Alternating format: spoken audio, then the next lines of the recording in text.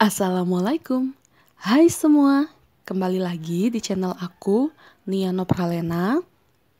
Hari ini aku mau masak gulai nangka. Jadi ini merupakan salah satu makanan favorit ya, karena memang rasanya yang gurih. Pasti kalau misalnya ada lauk ini bakalan ngabisin nasi deh, serius. Jadi buat teman-teman yang misalnya pengen masak gulai nangka, bisa tonton terus video ini sampai selesai dan ikutin resep ini ya.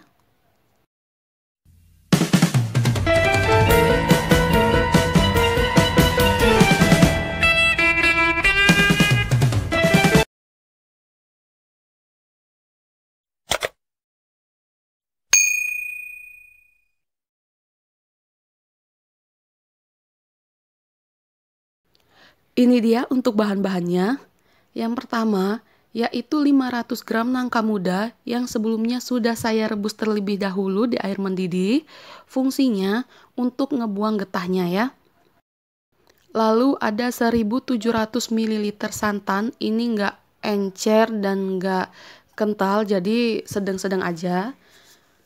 Dan aku juga pakai leher ayam, ini seberat 500 gram juga. Kalau misalnya teman-teman nggak suka leher ayam, bisa diganti sama paha atau dadanya ya. Nah, selanjutnya ini ada 3 lembar daun salam, 11 butir cabai rawit utuh, 2 lembar daun jeruk, dan sejempol lengkoas. Itu kita geprek dulu. Nah, ini untuk bumbu yang dihaluskan, yaitu 11 butir bawang merah, 5 siung bawang putih, 3 buah cabai besar, 6 buah cabai rawit, dan sejempol kunyit. Cuman saya kunyitnya kecil-kecil, jadi saya pakai 3 ruas kecil ya. Untuk bumbu halusnya juga di sini ada 5 butir kemiri, 1 sendok makan ketumbar, 1 sendok teh merica, setengah sendok teh jinten, dan ada garam dan kaldu bubuk. Kalau untuk garam kaldu bubuk ini tergantung selera aja ya. Nah, ini juga bisa baca di deskripsi kalau misalnya kurang jelas ya teman-teman. Sekarang tinggal kita haluskan aja untuk bumbu halusnya. Kita masukin semua bahan bumbu halusnya, yaitu bawang merah, bawang putih, cabai, kunyit.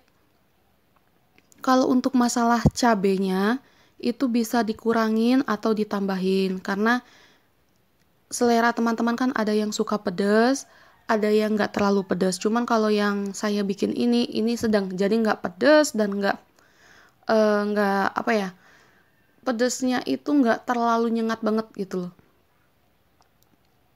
Kita masukin semua bumbunya, termasuk ketumbar, kemiri, jinten, dan kunyitnya tadi ya. Ini kita blender sampai semuanya halus. Nah, kalau untuk blendernya saya pakai sedikit air saja. Cuman kalau misalnya kita blendernya pakai air, memang kita numisnya agak lama ya. Karena memang kan kalau kita ngeblendernya sama minyak, dia nggak terlalu, bumbunya itu nggak terlalu berair. Jadi cepet untuk ditumis. Karena ini udah ada bawang merah, bawang putih, terus dikasih air lagi, otomatis kan bumbunya berair. Jadi numisnya kita agak lama, tapi nggak apa-apa karena numis bumbu ini memang harus sedikit lama supaya nggak ada bau langu ya. Jadi lebih enak nantinya. Kalau semua bumbu halusnya tadi sudah dihaluskan, tinggal kita tumis aja. Ini tinggal kita tumis sampai bumbunya mateng, sampai aromanya benar-benar wangi, supaya nggak langu ya teman-teman.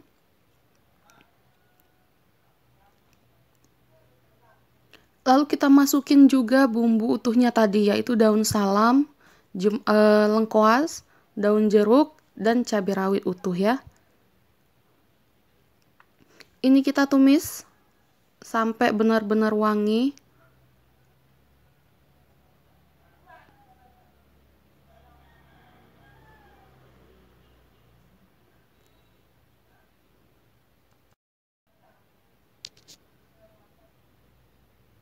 Kalau untuk masalah tumis menumis, memang dianjurkan untuk menumis lebih lama. Karena kalau misalnya cuman sebentar, ya kembali lagi pasti nanti bau langu itu. Jadi itu bisa bikin masakan kurang mantep ya kalau misalnya ada bau langu kayak gitu. Apalagi di sini kan kita make berbagai rempah. Kalau misalnya sudah agak set, terus aromanya sudah wangi, kita bisa masukin leher ayam tadi. Oh ya, untuk leher ayam ini saya lupa.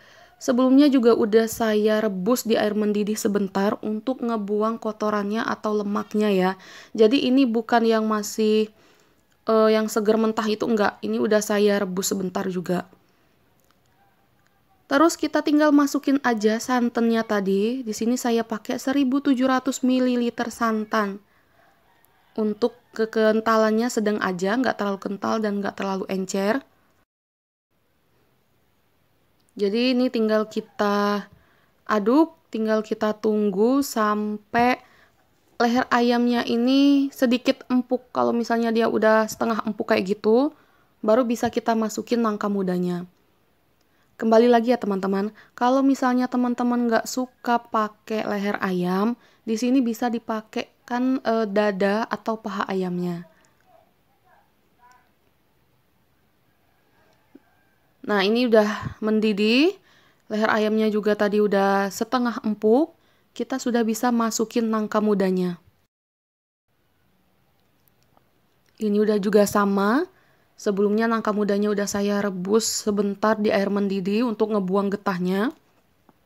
Tapi untuk air rebusannya dibuang ya, jangan dimasukin ke sini.